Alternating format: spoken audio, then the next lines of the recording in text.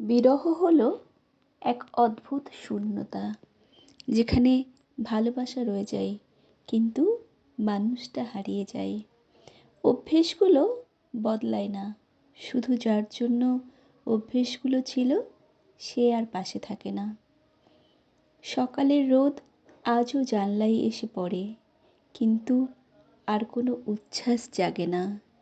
চায়ের কাপ আজও টেবিলে রাখা হয়, কিন্তু কেউ আর ভাগ নেয় না। ফোনের নোটিফিকেশন বাজলে এখনো মনে হয় বুঝি তারই মেসেজ এসেছে, কিন্তু না, এখন আর সেই নামটা স্ক্রিনে ভেসে ওঠে না।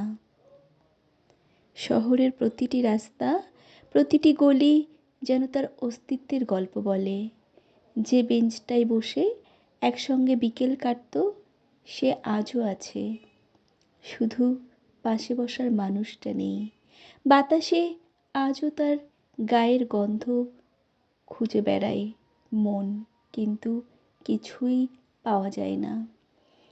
বিরহ আসলে মৃত্যুর মতোই, শুধু শ্বাস নেওয়া বন্ধ হয় না।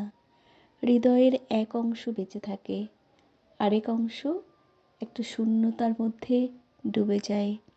সময় হয়তো সামনে এগিয়ে নেয়, কিন্তু কিছু অনুভূতি কখনোই পুরনো হয় না।